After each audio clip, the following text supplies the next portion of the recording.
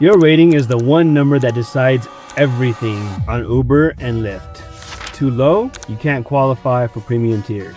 Too low, you get deactivated, and most drivers don't even know what's dragging it down.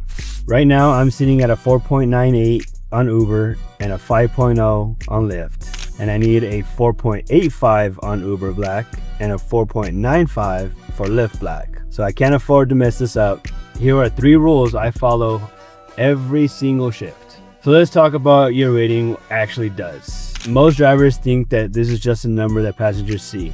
It's not. Uber requires a 4.6 to stay active. Below that, you get warnings. Then you get deactivated. Lyft is even stricter. Even they can drop you at a 4.8 in some markets. And if you want to move up, Uber Black needs a 4.85, Lyft Black needs a 4.95. That's the number that separates regular drivers from premium drivers, and the premium drivers that make more money per trip, period. So your rating isn't just ego, it's income, it's access, it's everything you're driving. It's whether you're driving a Camry for $18 an hour or a black SUV for $40 to $60 an hour. Rule number 1. I acknowledge every passenger within 3 seconds of them getting in my car. Eye contact, head nod, how's your day going? That's it. Not a whole conversation, not a script, just a real human and acknowledgement. Here's why this matters. When someone gets in your car, they're making a judgment in the first 5 seconds. Is this driver safe? Are they paying attention to the road? Do they even see me? If you're looking at your phone, adjusting the GPS, or just staring straight ahead, they already feel uncomfortable. And uncomfortable passengers leave low ratings. 3 seconds. That's the difference between a 5-star and a 4-star. I timed it. It takes me less time to say, hey, how's it going? Than it does for them to buckle their seatbelt. And yeah, some people don't want to talk. That's fine. The acknowledgement isn't about starting a conversation. It's about being seen. You can say, hey, make yourself comfortable. Rule number 2, I ask about temperature and music before they have to. This one took me a while to figure out.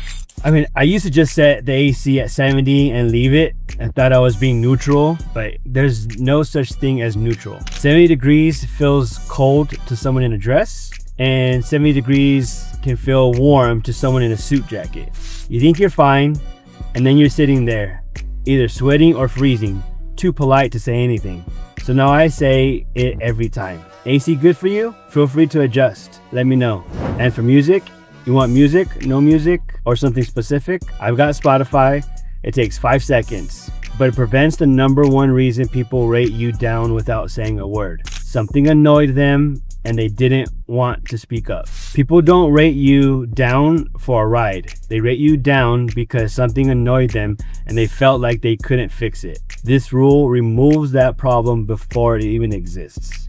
So before I give you rule number 3, let me show you what a bad rating actually does, because it's not just stars. Let's say you're at a 4.78. You need a 4.85 for Uber Black. The gap is 0.007. It could take 200 plus 5-star ratings rides to recover. 200. If you do 20 rides a day, that's 10 days of perfect ratings just to get back to qualifying. One bad week can cost you a month of progress. And on Lyft, a single 1-star review can drop your rating by 0.002 or more if you don't have a lot of rides. That's how fragile this number really is. Rule number 3, I check the back seat between every single ride. I keep a microfiber cloth and disinfectant wipes in my side door pocket. It takes about 10 seconds. I glance at the seat, the floor, the cup holder. If there's trash, I remove it. If there's a smear, I wipe it. If the mat is kicked up, I fix it. Here's what most drivers don't realize. Your next passenger is looking at the back seat before they even sit down. It's the first thing they see, and if they see a hair on a seat, a coffee ring or an armrest or trash from the last person, you're already at a 4-star before the ride even starts. I had a passenger tell me once, "This is the cleanest Uber I've ever been in."